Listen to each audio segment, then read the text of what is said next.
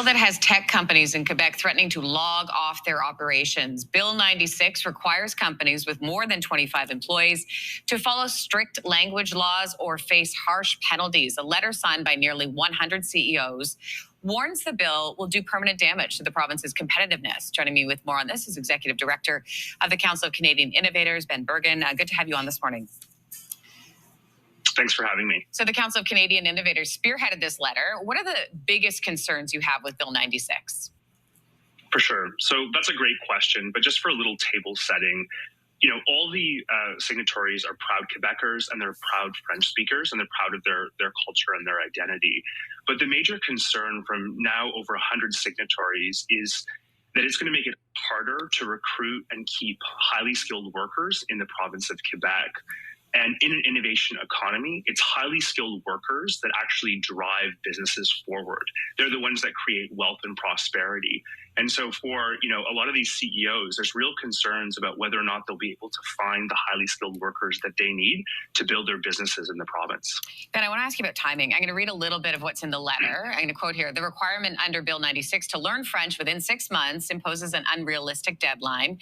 You must pause the implementation of Bill 96 and listen to business leaders in the tech sector. But the law doesn't actually go into effect until next year. So why is that not enough time? So if you look at how the law has already actually gone into effect in terms of the legislation moving forward. So when the clock starts exactly, is a bit of a question mark. And I think it's this ambiguity that's the real issue. What I would state is a couple pieces in here that makes it a challenge for scaling technology companies is one, definitely the timeline to learn French in 6 months is unrealistic. There was a commission report that was leaked, I think it was 3 days ago, from a Freedom of Information Act, which had the Quebec government state itself that learning French was nearly impossible. So even the government is on side with realizing that that's a very short turnaround to learn the language. Coupled with that, the government hasn't actually provided a framework about what these supports will be to learn French in businesses. So the government's committed to helping to learn French for newcomers. However, that hasn't been fully fleshed out. Mm-hmm. And what I think a lot of the signatories find even kind of more concerning is that they've actually tried to bring in French tutors and French teachers into their companies, but there's actually a labor shortage amongst educators as well. So this is a bit of a double whammy in terms of businesses that are trying to be proactive, they're trying to be supportive of culture and of the language, but are finding it even difficult to try and help educate and bring along their employees that come from other jurisdictions. And Ben, I have to ask you really quickly, we have about 30 seconds left, the cost of this for businesses, what are you hearing?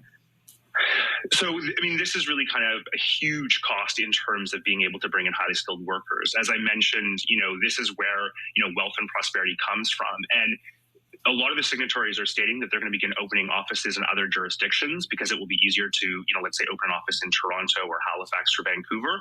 And in some extreme cases, actually leave the province because they won't be able to bring in, let's say, researchers that are, highly desired to help build their companies. So this is a real challenge, not just for businesses, but actually for the economy of Quebec.